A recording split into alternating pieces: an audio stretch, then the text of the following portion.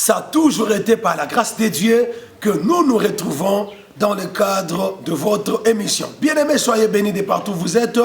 Aujourd'hui, nous voulons parler de la catégorie de gens à qui Dieu ne prive rien. Sur la terre, bien-aimés dans le Seigneur, il y a des gens à qui Dieu ne prive rien. Alors, c'est de cette catégorie de personnes que nous voulons vous parler aujourd'hui. Dans le livre de Psaume, chapitre 34, le verset 10, la Bible déclare ceci: « Le lionceau éprouve la disette et la faim, mais ceux qui cherchent l'Éternel ne sont privés d'aucun bien. » Les lionceaux éprouvent la disette et la faim, mais ceux qui cherchent l'Éternel ne sont privés d'aucun bien. Bien-aimés dans le Seigneur, il y a une catégorie de personnes sur la terre, des hommes, lorsqu'ils prient, lorsqu'ils demandent quelque chose à l'Éternel Dieu, Dieu leur donne cela, Dieu leur raconte cela, parce qu'ils sont dans la catégorie de personnes à qui l'Éternel Dieu ne prive aucun bien. Alors, quelles sont ces personnes, quels sont ces gens qui peuvent être ou qui sont dans la catégorie de gens à qui Dieu ne prive rien? La première des choses, ça veut dire que pour être dans la catégorie de ceux à qui Dieu ne prive rien, il faut apprendre à chercher l'Éternel Dieu. La Bible dit que les lionceaux éprouvent la disette et la faim, mais ceux qui cherchent l'Éternel Dieu ne sont privés d'aucun bien. Bien-aimés dans le Seigneur, ceux qui cherchent Dieu de tout leur cœur ne sont privés d'aucun bien. Aujourd'hui, les gens ont cessé de chercher Dieu. Les gens cherchent la prospérité, les gens cherchent la bénédiction, les gens cherchent le mariage, les gens cherchent l'argent, les gens cherchent l'évolution de leur situation sociale, de leur situation humaine, mais les gens ont cessé de chercher l'Éternel Dieu. Or, la Bible déclare: cherchez premièrement le royaume et la justice de Dieu, et toutes ces choses vous seront données par-dessus tout. Ceux qui cherchent l'Éternel Dieu ne sont privés d'aucun bien. Dans Jérémie, l'Éternel Dieu a dit à Jérémie: vous me chercherez, vous me trouverez lorsque vous me chercherez de tout votre cœur. Ceux qui cherchent l'Éternel Dieu ne sont privés d'aucun bien. La Bible déclare que Anne avait été rendue stérile par l'Éternel Dieu lui-même. C'était Dieu lui-même qui avait privé Anne des enfants. Mais lorsque Anne s'est mise à chercher l'Éternel Dieu lui a donné Samuel, et l'Éternel Dieu lui a donné d'autres enfants après Samuel. Alors bien aimé, il est très important d'apprendre à chercher Dieu. Cherchez l'Éternel Dieu de tout votre cœur. C'est vrai que la prédication, le message qu'on nous prêche aujourd'hui semble conduire les gens vers la recherche de la prospérité, la recherche du bien-être, qu'à la recherche de celui qui donne la prospérité, qu'à la recherche de celui qui donne le bien-être. Il y a un Dieu qui donne la prospérité. C'est pourquoi dans 2 Chroniques chapitre 26, 2 Chroniques chapitre 26, du verset 1er, du verset 2 Chroniques 26, du verset 3 au verset 5, j'aimerais ouvrir la Bible et lire pour vous. 2 Chroniques chapitre 26, du verset 3 au verset 5. La Bible déclare ceci: Osias avait 16 ans lorsqu'il devint roi. Il régna 52 ans à Jérusalem. Sa mère s'appelait Jécolia de Jérusalem. Il fit ce qui est droit aux yeux de l'Éternel, entièrement comme avait fait Amasia son père. Il s'appliqua à rechercher Dieu pendant la vie de Zacharie, qui avait l'intelligence des visions de Dieu, et dans le temps où il rechercha l'Éternel, Dieu le fit prospérer. Vous voyez bien aimé, Osias n'a pas cherché la prospérité, mais Osias a plutôt cherché le Dieu qui fait prospérer. Il a cherché le Dieu de la prospérité, et la Bible déclare que pendant qu'il cherchait le Dieu de la prospérité, Dieu les fit prospérer. Ceux qui cherchent l'Éternel Dieu ne sont privés d'aucun bien. Alors, c'est quoi chercher Dieu? Chercher Dieu, c'est chercher sa face. Chercher la face de Dieu. Chercher Dieu, c'est chercher à connaître la volonté de Dieu. C'est quoi chercher Dieu? Chercher Dieu, c'est chercher à ce que l'Éternel Dieu se fasse connaître à toi. Chercher Dieu, c'est chercher à ce que l'Éternel Dieu se révèle à toi. Aujourd'hui, bien-aimés, les gens sont en train allaient dans les églises, dans les retraites, non pas pour chercher Dieu, mais tout simplement pour chercher la solution à leurs problèmes. Jésus a dit que nous devons chercher premièrement le royaume de Dieu et sa justice. Et toutes ces choses dont nous avons besoin nous seront données par-dessus tout. C'est ce que Osias avait appliqué dans sa vie. La Bible dit qu'Osias s'était appliqué à rechercher l'Éternel. Et pendant qu'il cherchait Dieu, l'Éternel Dieu l'a fait prospérer. Tu veux la prospérité, tu veux la bénédiction, tout ce dont tu as besoin, c'est l'Éternel Dieu qui les a. Et il n'y a que Dieu seul qui peut te les accorder. Voilà la raison pour laquelle je t'exhorte, bien-aimé dans le Seigneur, à chercher Dieu de tout ton cœur. Cherche Dieu de tout ton cœur. Vous savez, bien-aimé, à un certain moment de la vie de l'apôtre Pierre avait arrêté de suivre Jésus. Il est allé chercher l'argent. Il est allé chercher à pécher parce qu'il avait de problèmes à résoudre. Il avait besoin d'argent. Mais la Bible dit qu'il a travaillé toute la nuit. Il n'a rien eu. Bien-aimé, c'est Dieu qui donne l'argent, c'est Dieu qui donne les mariages, c'est Dieu qui donne tout ce dont l'homme a besoin et tout ce qui est nécessaire pour la vie de l'homme. C'est pourquoi, bien-aimé, applique ton cœur à chercher Dieu. Applique-toi à chercher l'Éternel Dieu de tout ton cœur. Lorsque tu cherches Dieu de tout ton cœur, l'Éternel Dieu ne te privera d'aucun bien. Dans Hébreu, la Bible déclare que l'Éternel Dieu est le rémunérateur de ceux qui le cherchent. L'Éternel Dieu est le rémunérateur de ceux qui le cherchent. Ça veut dire que Dieu est celui qui accorde à ceux qui le cherchent au-delà de leurs besoins, au-delà de leurs demandes, au-delà de leurs pensées. Applique-toi tout simplement à chercher Dieu de tout ton cœur. Tu entreras dans la catégorie de personnes à qui Dieu ne prive rien. Deuxième chose pour entrer dans la catégorie de gens à qui Dieu ne prive rien, c'est apprendre à prier pour les autres. Apprendre à intercéder pour les autres. La Bible déclare, c'est lui qui arrose sera lui-même arrosé. Bien aimé, aujourd'hui, la puissance de l'intercession a quitté l'Église. L'Église d'aujourd'hui n'est pas une église d'intercession. L'Église d'aujourd'hui, c'est une église remplie de femmes et d'hommes égoïstes. C'est une église remplie de gens qui ne pensent qu'à eux-mêmes, qui ne prient que pour eux-mêmes. La Bible déclare, bien aimé, que lorsque Job a prié pour ses amis, c'est alors que l'Éternel Dieu l'a restauré, l'a rétabli. Il est important, bien aimé dans le Seigneur, d'apprendre à prier pour les autres, à intercéder pour les autres. Jésus est devenu ce qu'il est devenu. Jésus a reçu beaucoup de grâces venant du Père, beaucoup de privilèges venant du Père, parce que la Bible dit qu'il a intercédé pour les coupables. C'est lui qui prie pour les autres. C'est lui qui intercède pour les autres. L'Éternel Dieu s'occupera de ses problèmes, s'occupera de sa situation et donnera solution à ses problèmes. L'église d'aujourd'hui est devenue une église des égoïstes.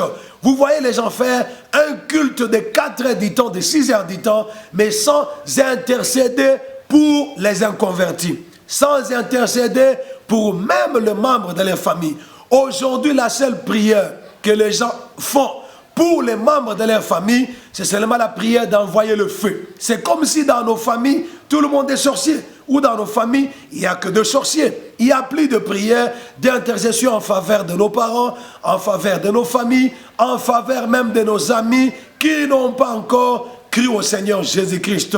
Toutes les prières que nous faisons aujourd'hui, ce sont les prières d'envoyer le feu, les prières méchantes, les prières de la sorcellerie.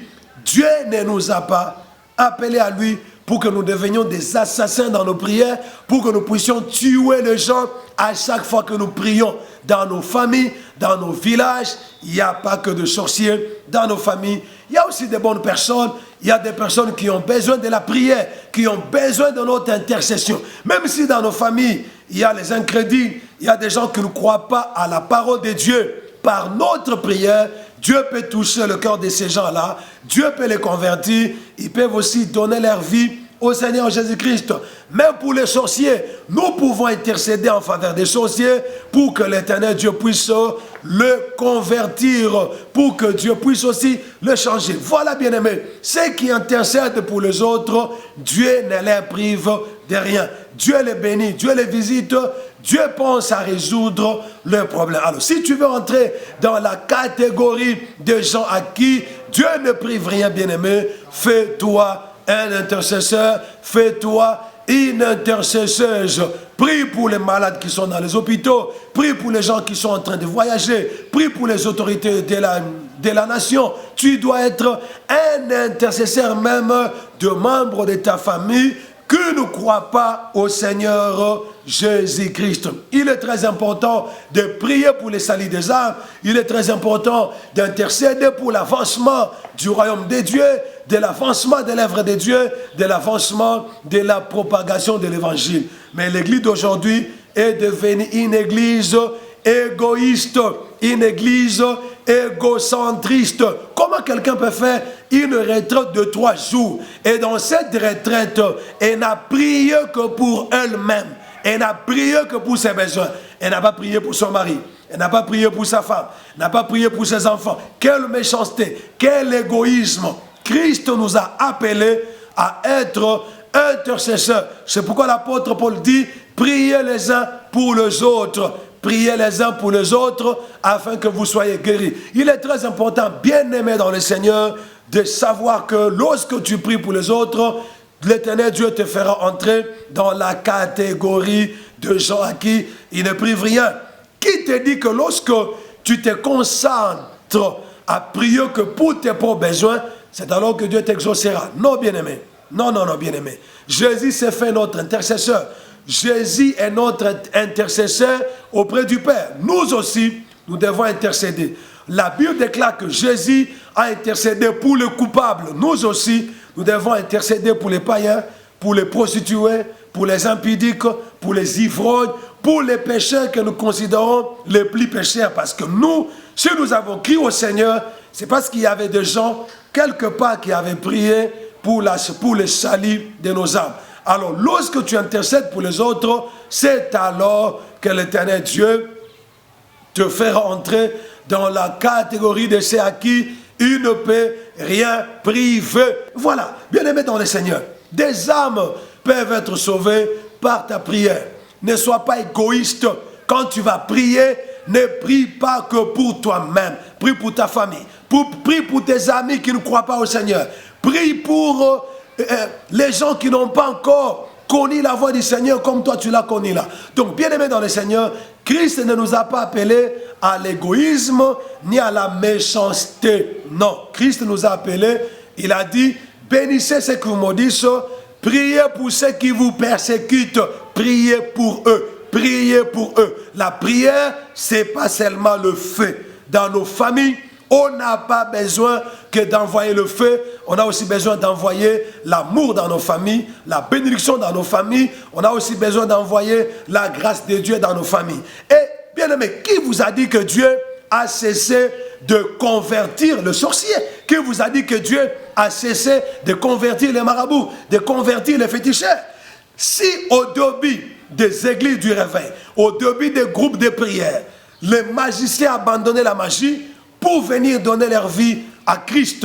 Les féticheurs abandonnaient le fétiche pour venir donner leur vie à Christ. C'est parce que les gens priaient pour eux. C'est parce que les gens intercédaient. Les gens priaient pour que le féticheur abandonne le fétiche, que le magicien abandonne la magie. Et cette prière d'intercession agissait, produisait des effets, envoyait les magiciens, envoyait les féticheurs à abandonner leurs fétiches. En ces temps-là, quand le groupe de prière avait commencé, je parle de mon pays, je parle de mon pays ici, la République démocratique du Congo, on n'envoyait pas le feu comme on envoie le feu aujourd'hui. Mais les sorciers venaient dans l'assemblée des enfants de Dieu, se jetaient par terre, confessaient d'eux-mêmes leur sorcellerie. Aujourd'hui, nous envoyons beaucoup le feu, mais on ne voit pas les sorciers confesser. On ne voit pas les sorciers venir se jeter par terre, commencer à pleurer, commencer à confesser leur sorcellerie, commencer à demander qu'on prie pour eux afin qu'ils soient délivrés. Parce que nous avons ôté l'amour, à sa place nous avons placé la haine. Dieu n'est pas un Dieu de la haine, c'est un Dieu de l'amour. Dieu, c'est un Dieu d'amour. Alors, fais de toi un intercesseur, tu verras, bien-aimé, que tu entreras dans la catégorie de ceux à qui Dieu ne privera rien du tout. Dieu ne privera rien du tout. Alors, troisième secret. Troisième secret pour entrer dans la catégorie de gens à qui Dieu ne prive rien, c'est avoir la libéralité et l'exercer. Avoir la libéralité et l'exercer. Bien aimé, sur la terre des hommes, il y a tellement de gens égoïstes, mais il y a aussi des gens qui ont le don de la libéralité. Celui qui a le don de la libéralité, c'est celui qui accepte d'être une source de bénédiction. C'est celui qui accepte que Dieu passe par lui pour bénir les autres. C'est celui qui accepte que Dieu fasse de lui un canal par lequel Dieu passera pour atteindre d'autres personnes. Il est très important. Il est facile d'accepter d'être béni, mais ça n'a jamais été facile d'accepter que les autres soient bénis par soi. Il est facile d'accepter d'être béni par les canaux des autres, mais souvent la plupart des gens n'acceptent pas que les autres aussi soient bénis par eux. Quelle méchanceté! Quelle méchanceté! Bien-aimé dans le Seigneur, de la même manière, tu as toujours ressenti la joie quand tu es béni par les autres. Cette même joie-là doit aussi être expérimentée par d'autres personnes lorsqu'ils seront bénis par toi. Alors, ceux qui ont en eux la libéralité ou le don de la libéralité, ce sont des gens à qui Dieu ne privera absolument rien. Pourquoi Dieu ne les privera rien? Parce que Dieu sait que la vie de plusieurs personnes dépendent de ces gens-là.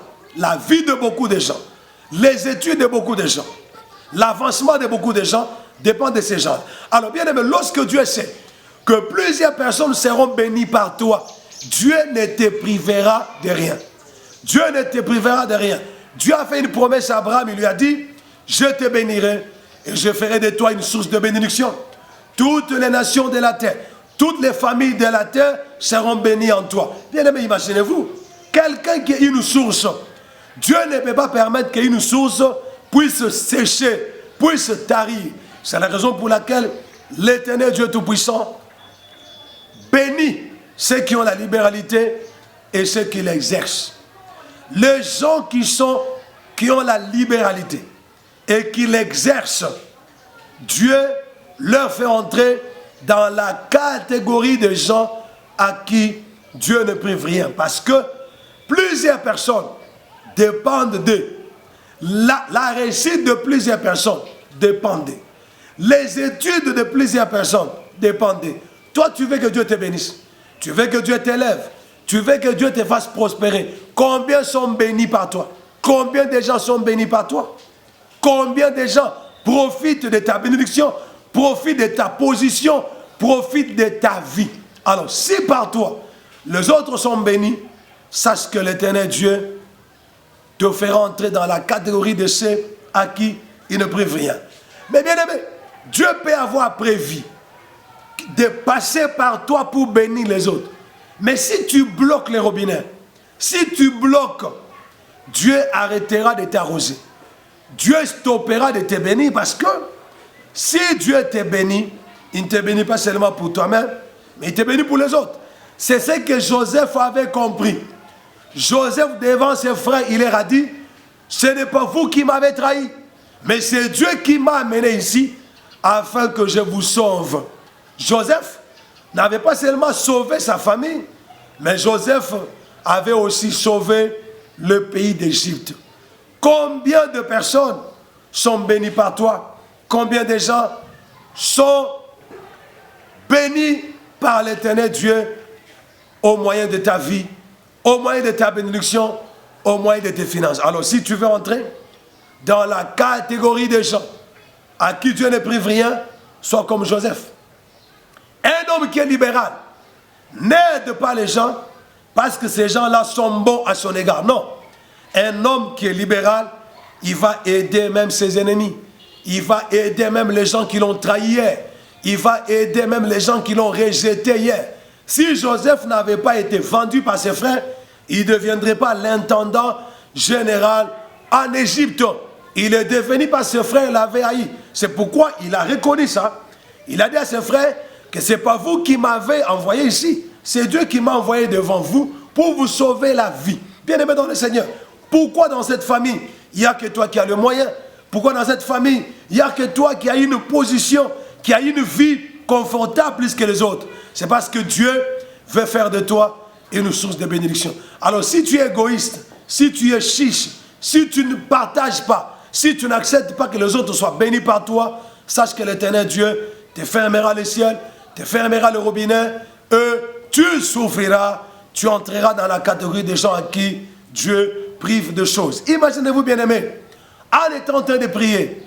Anne cherchait un garçon, cherchait un enfant. Pendant que Anne cherchait un enfant, l'Éternel Dieu cherchait un prophète. Alors, Dieu cherchait quelle est la femme qui allait accepter de lui donner un prophète.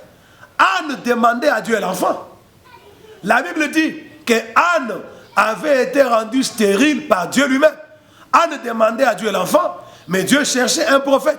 Le jour où Anne a compris qu'elle devait avoir dans son cœur la libéralité, Anne a changé sa façon de prier. Anne a arrêté avec ses prières égoïstes. Anne a prié ceci, elle a dit à Dieu, Seigneur, si tu me donnes ne fût-ce qu'un seul enfant, ne fût-ce qu'un seul garçon, je te le consacrerai. Il serait à toi toute sa vie. Quand Dieu a entendu ça, il est allé réveiller l'attention du sacrificateur Élie. Élie a vu Anne. Tandis que tout le jour, Anne venait dans le temple, Élie, son attention n'avait jamais été attirée sur elle. Mais ce jour-là, l'attention de l'homme de Dieu était attirée et Anne a reçu son miracle. Anne a vécu le miracle. Pourquoi? Parce que Anne a accepté d'être le canal par lequel Dieu devait passer pour donner le tout premier prophète d'Israël. Bien aimé, Samuel est le tout premier prophète que Dieu donna aux enfants d'Israël.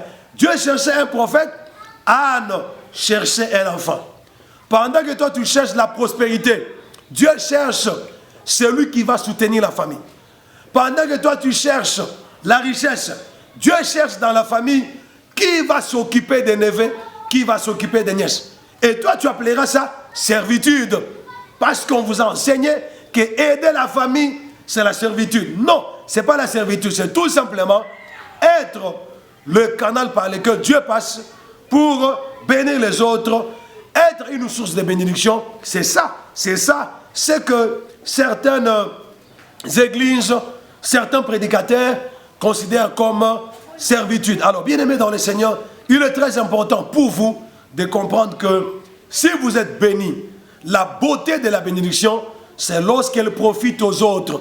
C'est lorsqu'elle profite aux amis, elle profite à la famille, elle profite à son entourage. C'est pour ça que Dieu nous bénit. Voilà pourquoi, bien-aimé, pourquoi t'empêches-tu de t'abonner à la chaîne de Sarma TV? Abonne-toi à cette chaîne de Sarma TV, ça sera pour toi une occasion, un moyen de nous soutenir, de nous arroser aussi, de soutenir notre ministère et de montrer que tu es un homme libéral. Parce que ça ne t'écoutera rien de t'abonner sur la chaîne. Mais je vois que certaines personnes ne s'abonnent pas par oubli, mais d'autres aussi ne s'abonnent pas par méchanceté. Abonne-toi, sois gentil. Donc, bien-aimés, abonnez-vous à la chaîne Le Sarma TV et Dieu vous sera favorable. Donc, bien-aimés dans le Seigneur, je prie que Dieu vous bénisse et que Dieu fasse de vous une source de bénédiction.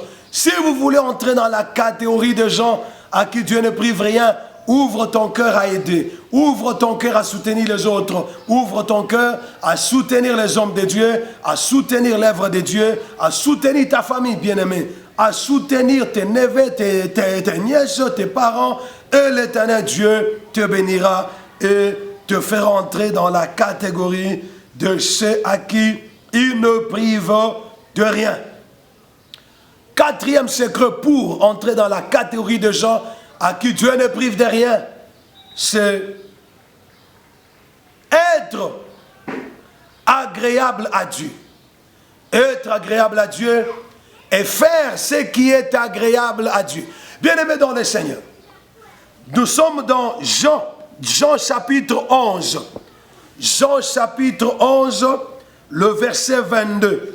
Jean 11, 22. Jean 11, 22, la Bible déclare ce qui suit. Jean 11, verset 22. Nous allons commencer à partir du verset 21. Marthe dit à Jésus, « Seigneur, si tu avais été ici, mon frère ne serait pas mort. Mais maintenant même, je sais que tout ce que tu demanderas à Dieu, Dieu te l'accordera. Mais maintenant même, je sais que tout ce que tu demanderas à Dieu, Dieu te l'accordera. » Quelle assurance Marthe avait? Quelle foi Marthe avait en Jésus? Marthe savait que Dieu ne privait rien à Jésus. Oh bien-aimé, comme je voudrais que tu sois comme Jésus. Comme je voudrais que tu sois comme Jésus, à qui Dieu le Père ne refusait rien. Marthe dit à Jésus, si tu étais là, mon frère ne serait pas mort. Mais même maintenant, je sais que tout ce que tu demanderas à Dieu, Dieu te l'accordera. Bien-aimé, comment Marthe pouvait-elle avoir une si grande foi de croire que Dieu ne privait rien à Jésus? Que Dieu ne privait absolument rien à Jésus. Et Marthe n'avait pas tort. Marthe avait raison. Parce que lorsque Jésus est allé à la tombe de Lazare, Jésus a fait une prière. Il a dit, Père, je te rends grâce de ce que tu m'as exaucé. Il a dit ça avant même qu'il commence à prier. Avant même qu'il crie, Lazare sort. Il a dit, Père, je te rends grâce de ce que tu m'as exaucé. Pour moi, je savais que tu m'exauces toujours. J'ai parlé à cause de la foule qui m'entoure. Bien aimé, donc Marthe n'avait pas tort d'avoir l'assurance que même maintenant, que Lazare était déjà mort, Lazare sentait déjà mauvais, que Lazare, le corps, s'était déjà décomposé, mais tout ce que Jésus allait demander au Père, le Père allait lui accorder cela. Quelle assurance! J'aimerais bien aimer que toi, enfant de Dieu, que toi, serviteur de Dieu, tu aies la même assurance que lorsque tu prieras, lorsque tu demanderas, quoi que ce soit à Dieu, Dieu te l'accordera. Oh bien-aimé, comme j'aimerais que mes fidèles me disent ce que Marthe a dit à Jésus, que prophète, nous savons que même maintenant, tout ce que tu demanderas à Dieu, Dieu te l'accordera. Quelle foi Marthe avait en Jésus, quelle confiance Marthe avait en Jésus, quelle assurance Marthe avait en Jésus. Oh, chaque pasteur, chaque homme de Dieu doit créer cette confiance dans ses fidèles. Mais bien aimé, même si tes fidèles ont confiance en toi, si tu pries et que Dieu ne t'accorde pas ce que tu lui as demandé, ça sera une honte, ça sera une confusion. Alors, ceci nous pousse, bien aimé, à étudier, à voir les raisons qui font que Marthe ait une si grande confiance en Jésus. Ce qui fait que Jésus, le Père, ne lui prive de rien. Bien aimé, imaginez-vous, demander la résurrection de Lazare était une folie. Était une chose d'impossible. C'était l'impossible des impossibles.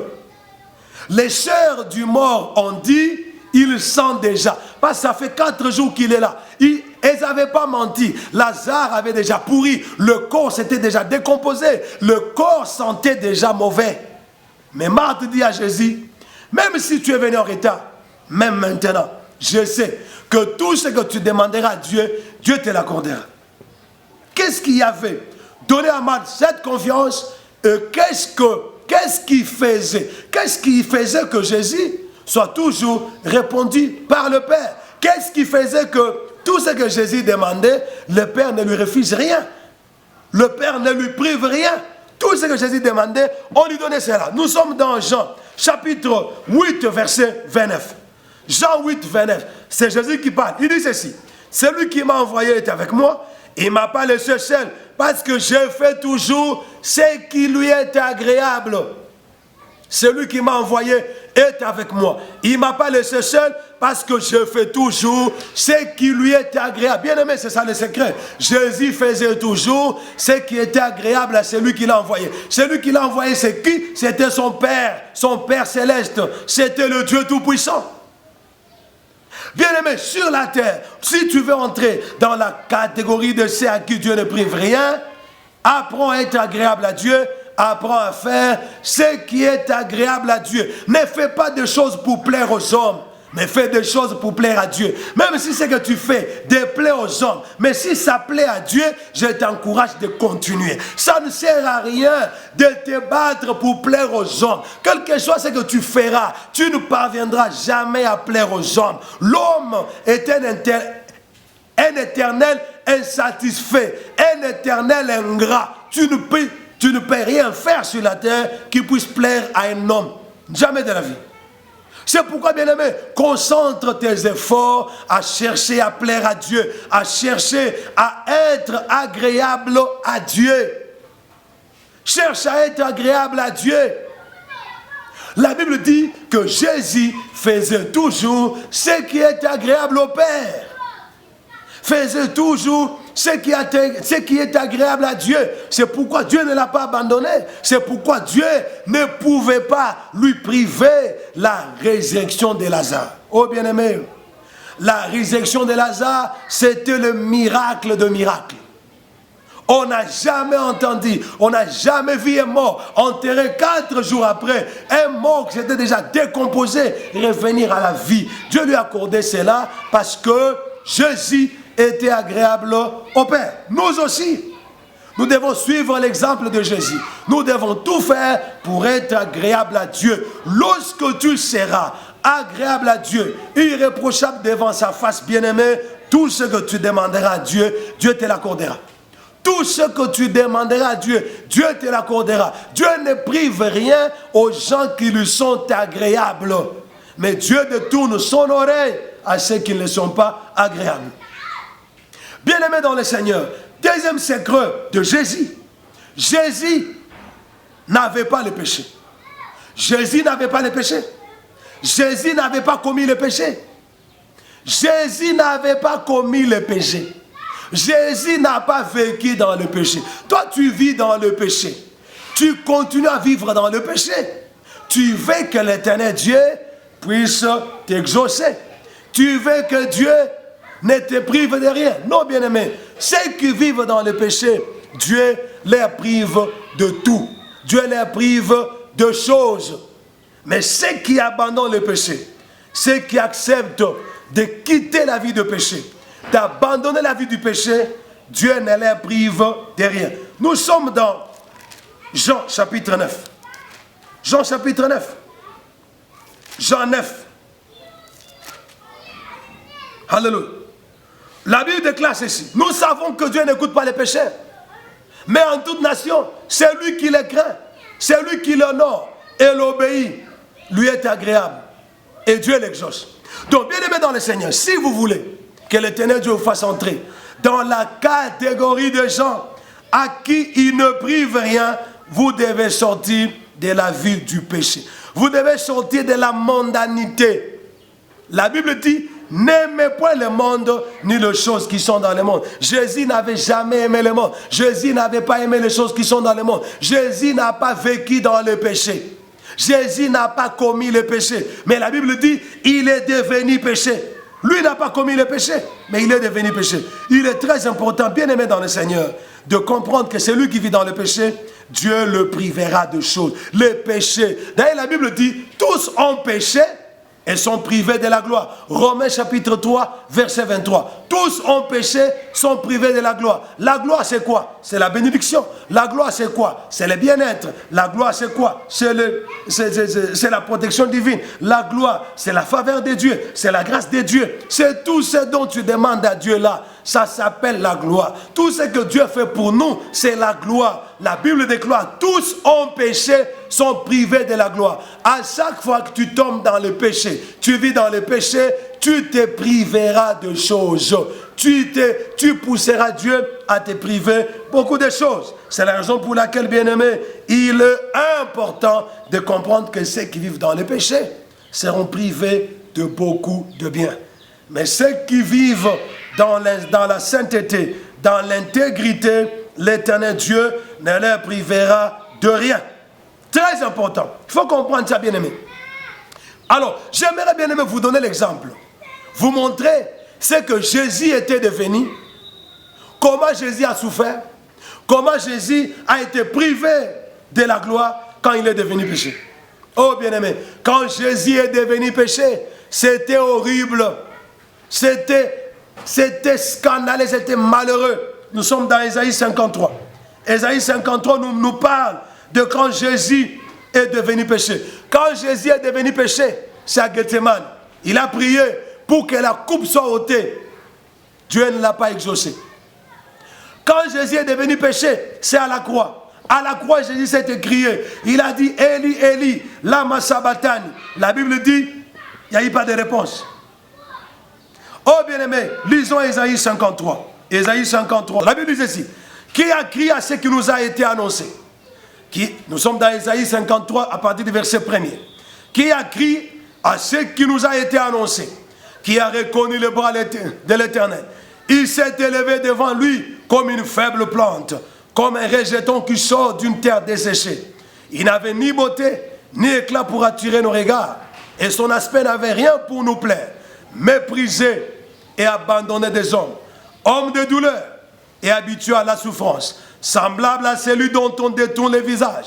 Nous l'avons dédaigné, nous n'avons fait de lui aucun cas. Cependant, ce sont nos souffrances qu'il a portées, c'est de nos douleurs qu'il s'est chargé, et nous l'avons considéré comme puni, frappé de Dieu et humilié. Mais il était blessé pour nos péchés, brisé pour nos iniquités. Le châtiment qui nous donne la paix est tombé sur lui, et c'est par se mettre ici que nous sommes guéris. Bien-aimé, quand Jésus est devenu péché, le Père a fermé ses oreilles à sa prière. Lorsque tu vis dans le péché, bien-aimé dans le Seigneur, l'Éternel Dieu te privera de ses biens, te privera de sa gloire, te privera de sa bénédiction. L'Éternel Dieu te fermera son beau trésor, le ciel. Le ciel au-dessus de toi sera fermé. Toutes les portes devant toi seront fermées. Toutes les voies seront fermées. Tu peux chasser les démons du matin au soir. Tu peux chasser les démons pendant 1000 ans. Rien ne changera jusqu'à ce que tu vas te repentir. Bien-aimé, repens-toi. Repends-toi, abandonne la vie de l'impudicité, abandonne la vie de l'adultère, abandonne la vie du péché, mène la vie qui glorifie Dieu, mène la vie de la sainteté. Tu entreras dans la catégorie de gens à qui Dieu ne prive rien. Bien-aimé, ce que j'ai dit, c'est la vérité. C'est la vérité. C'est la vérité. Voilà, il est très important. Je prie que l'Éternel Dieu te fasse entrer dans la catégorie de ceux à qui il ne prive de rien. Il est très important. Il est très important. J'aimerais vous lire les versets de Jean 9. Jean 9, chapitre 9, verset 31. Nous savons que Dieu n'exauce pas les péchés. Dieu n'exauce pas les pratiquants du péché. Dieu n'exauce pas les péchés. Bien-aimé, quelle que soit votre grandeur, quel que soit votre rang social, Dieu n'exauce pas les péchés. Mais si quelqu'un l'honore et fait sa volonté, c'est celui-là qui l'exauce. C'est celui-là qui l'exauce. Si Jésus avait toujours été exaucé par le Père, c'est parce qu'il faisait des choses qui étaient agréables à Dieu, c'est parce que Jésus n'avait pas de péché en lui, c'est parce que Jésus ne vivait pas dans le péché, c'est parce que, bien-aimé, Jésus était agréable aux yeux du Seigneur. Que Dieu vous bénisse. J'aimerais prier pour vous afin que l'Éternel Dieu vous fasse grâce. Seigneur Dieu Tout-Puissant, Dieu d'amour, Dieu de toute bonté, Dieu de toute miséricorde, Dieu compatissant, riche en bonté et lent à la colère.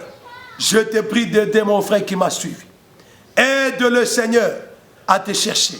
Aide-le mon Dieu à commencer à prier pour les autres, à porter le fardeau des autres dans ses prières. Je te prie de l'aider au Dieu d'amour à avoir la libéralité et à l'exercer. Surtout, je te prie, Seigneur Dieu, de l'aider à abandonner ses péchés. Voilà combien il a lutté avec ce péché, il ne parvient pas à l'abandonner. Tu as dit dans ta parole, ce n'est ni par la force, ni par la puissance, mais c'est par mon esprit. Seigneur Dieu, par ton Esprit Saint, aide mon frère, aide ma soeur à abandonner ces péchés qui l'accablent, ces péchés qui s'attachent à sa peau, qui s'attachent à sa vie. Je te prie de les délivrer de ces péchés, les péchés qu'il connaît comme étant son péché chéri, son péché résistant. Je te prie, Seigneur Dieu d'amour, de les délivrer de ces péchés, de le sentir de ce mal. Je te prie d'étendre sur celui qui m'a suivi ta main puissante et de le faire entrer dans la catégorie de ceux à qui tu ne prives rien. Dans le nom de Jésus, nous avons ainsi prié. Amen. N'oubliez pas de vous abonner à la chaîne de Sarma TV. Que Dieu vous bénisse, que Dieu vous bénisse, qu'il vous bénisse et qu'il ne vous prive d'aucun bien. Soyez bénis.